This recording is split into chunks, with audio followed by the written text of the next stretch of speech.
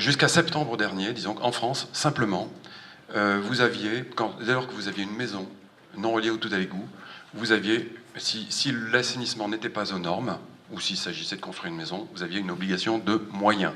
C'est-à-dire, vous deviez construire une fosse septique toutes eaux, suivie de un des trois systèmes suivants, soit des tranchées, d'épandage, soit une espèce de grande boîte à sable, qu'on appelle un filtre à sable, 150 mètres cubes de sable, soit un troisième système qui est un filtre à zéolite, avec un nom commercial, une seule maison.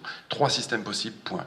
En dehors de ces systèmes-là, il était éventuellement possible de faire autre chose, construire une micro-station d'épuration, par exemple, ou éventuellement un système de phytoépuration, puisque c'est ça dont on parle, uniquement en dérogation et quand il n'est pas possible de faire autre chose. Ça, c'était jusqu'à septembre dernier.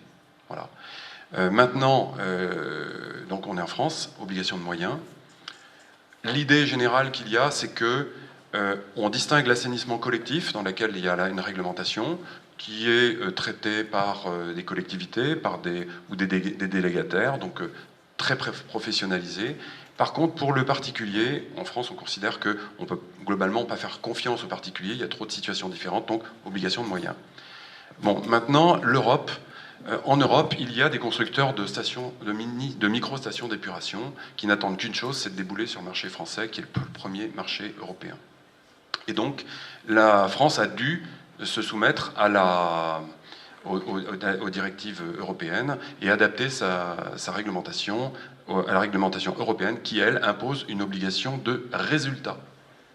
Ce que nous trouvons plus intelligent. On était persuadé que ça allait forcément s'appliquer à la France, et nous avons agi en faisant un programme de recherche-développement en 2008 et 2009 pour produire des résultats, pour convaincre les autorités françaises et des gens dans les ministères de l'environnement et de la santé que le système que l'on avait était un bon système, très performant, qu'il était en plus économique, et qu'il était très écologique parce que construit localement, conçu par des bureaux locaux, construit par des acteurs locaux, avec les matériaux locaux, et ne nécessitant pas d'énergie. D'abord, on était convaincus qu'il fallait avoir des données scientifiques. Donc on a mené un programme de recherche. Ensuite, ce programme de recherche, on en a fait la communication à un salon, aux Assises nationales de l'assainissement non collectif. Dans les salons, les organisateurs aiment avoir des données nouvelles, des choses nouvelles, forcément. Donc on a eu une tribune gratuite, puisqu'on apportait quelque chose d'ailleurs, hein, forcément. Et gratuite il fallait, puisque de toute façon on n'avait pas les moyens de payer un stand, etc.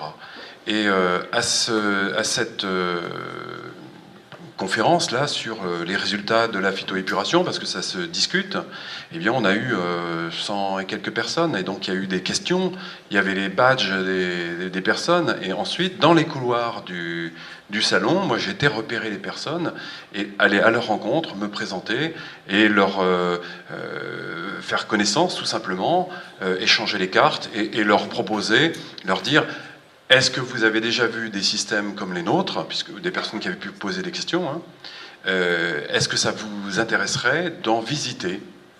Voilà, tout simplement. On est à Rennes, à 2h15 en TGV de Paris. On organise une journée, si ça vous intéresse. Mais bien sûr, il n'y a pas de problème. Les gens sont très ouverts, hein, quand il s'agit de quelque chose de neuf comme ça. C'est comme ça que les gens du ministère de la Santé et de l'Environnement, voilà, on a fait une invitation. Ensuite, j'ai contacté une deuxième personne en lui proposant la même chose et en lui disant que j'avais invité telle autre personne. Et on a eu 10 personnes différentes, avec quelqu'un de la DAS aussi qui est venu, du SEMAGREF, des chercheurs, des gens qui se connaissaient, d'où une crédibilité aussi. Et ils sont venus visiter une installation en novembre 2008 à Rennes.